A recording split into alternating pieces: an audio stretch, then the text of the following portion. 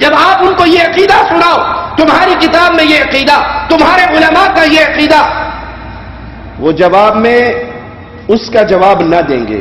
لیکن جی آپ دیکھو بات سنو، آپ مانتے نہیں ہو، ہم حق پہ نہ ہوتے تو اتنی عرب دنیا ہمارے ساتھ چلتی ہے، یہ کیوں چلتی؟ اگر ہم باطل ہوتے، ہمارے عقائد غلط ہوتے تو اتنے عرب لوگ ہمارے ساتھ نہ آتے. رائبنٹ کے اندر باقاعدہ کیمپ لگتا ہے عجم کا اور عرب کا، عرب کے خیمے ہیں، عرب دنیا آ رہی ہے. عربوں کے ساتھ نکلنے کی وجہ پیش کر کے عامت الناس کو دھوکہ دیتے ہیں، اہل توحید کے دعات کو دھوکہ دیتے ہیں کہ تمہارے اہل الحدیث کے علماء سختی کرتے ہیں، وگرنہ ہمارے ساتھ چلو.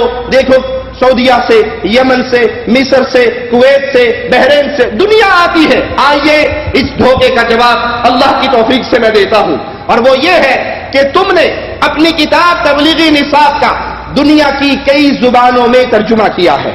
اردو میں موجود ہے، پشتو میں موجود ہے، سندھی میں موجود ہے، ہندی میں موجود ہے، اگر نہیں ہے تو عربی میں نہیں ہے.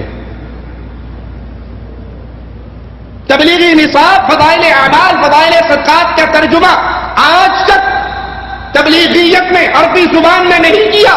کیوں نہیں کیا؟ کیا ان کے ہاں عربی دان نہیں ہے، عربی جاننے والے نہیں ہیں، عربی بولنے والے نہیں ہیں؟ آپ اپنی ان کتابوں کا ترجمہ عربی میں کیوں نہیں کرتے؟ عرب کو آنے پر ریاض الصالحین تھما دیتے ہو، انڈین پاکستان کے آنے پر اس کو فضائل اعمال تھما دیتے ہو. اس فضائل اعمال کو عربی زبان میں ترجمہ کر کے سعودی عرب کے آنے والے مواہب مسلمان کو کیوں نہیں دیتے؟ اس لیے نہیں دیتے، یہ ان کی شیطانی حرکت ہے. وہ جانتے ہیں اگر اس فضائل اعمال کا ترجمہ عربی زبان میں ہو گیا، عربوں کے ہاتھ لگ گیا، پرائمری پاس بچہ بھی ہمارے ساتھ چلنے کے لیے تیار نہیں ہوگا.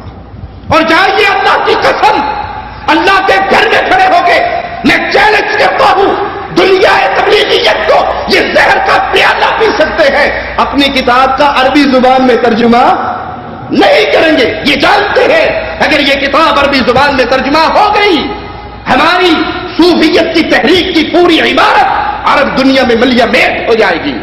اور مجھے بیان کرنے دیجئے، میں اپنے بڑے بھائی ڈاکٹر سید طالب الرحمان حافظہ اللہ کے ساتھ ایک جگہ پہ موجود تھا جہاں تبلیغی جماعت کے کچھ علماء موجود تھے.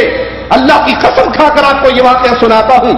ایک عالم ان کا وہ کہنے لگا، انڈیا کا رہنے والا تھا، اس نے کہا طالب الرحمان اگر تو ہندی ہوتا، مجھے انڈیا میں مل جاتا، اللہ کی قسم میں تجھے قتل کر دیتا. میں نے پوچھا بھائی اس مولوی صاحب کا کیا قصور ہے، ان کو مارنے کی بات تم کیوں کرتے ہو؟ وہ نہیں جانا کہ میں ان کا سگا بھائی ہوں.